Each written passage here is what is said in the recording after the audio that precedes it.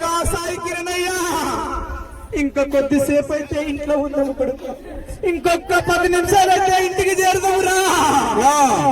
ఆ యముడు ఎట్లా నుండి వచ్చిండేరా, నేనుండి నన్ను దూరం చేసుకోబోతున్నాడయ్యా.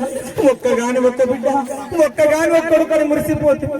కాయ కష్టం చేసి కంటికి రెప్పోలే సాదుకుంటే ఆ పాప కార్యం నా బిడ్డ దీపికవను కూడా దూరం చేసుకొని పోతున్నాడయ్యా. ఒట్టయ్యా నేను ఒంటరిగానే చేసి వెళ్ళిపోతా ఉన్నాడయ్యా. కొడుకా సాయి కిరణు కన్న తల్లి పైన వెళ్ళిపోతా ఉన్నది, అమ్మ పోతున్నది, అక్క కూడా పైన వెళ్ళిపోతా ఉన్నదిరా. నువ్వు మళ్ళీ ఇంటికి వస్తే మీ అమ్మ కానరాదు, నీ తోడబుట్టిన అక్క పడదు బిడ్డ. బయలుపోతా ఉన్నా సాయి కిరణయ్యా, నీ పానము పదులవురా వెళ్ళిపోతా ఉన్నా.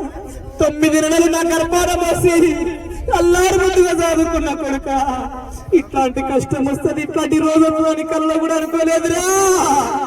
మీ నాన్న లింగమూర్తయ్య ఏమి దేరని అయోమయ స్థితిలో ఉన్నాడు. అయ్యో నా భార్య చూస్తే నా భార్య నన్ను విడిచిపెట్టిపోయా, నా బిడ్డకు రేపో వైభవంగా పెళ్లి చేద్దామని కళలు ఎన్నో కన్నాడు. తన రెక్కలు ముక్కలు చేసుకొని ఎండనగా వాదనగా కాయ కష్టం చేసింది. ఆ బిడ్డను వల్లారు ముందుగా సాదుకొని ఒక చేతులు పెడతాను అనుకున్నాడు. బిడ్డ ఈరోజు ఆ జిల్లేడు చెట్టుకు పెళ్లి చేసి నిన్ను తీసుకుపోతున్నావు. బిడ్డ ఈ పాపం ఎవరిదిరా? ఆ పాప గారి దేవుడికి ఎట్లా న్యాయమవుతుంది? నా భర్త లింగమూర్తయ్యా కన్నీళ్లు వద్దయ్యా, కన్న కొడుకు పదులము.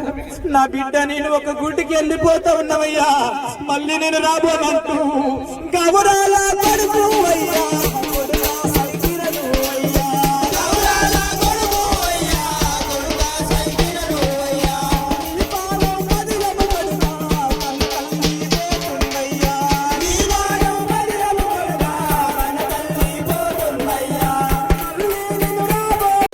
లక్ష్మమ్మ అంటే నువ్వు కూడా పోతున్నావా బిడ్డ? నీ కన్న తండ్రి లింగమూర్తన్న తన కన్నీళ్లకు అవధులు లేవు, తన కష్టానికి అవధులు లేవు.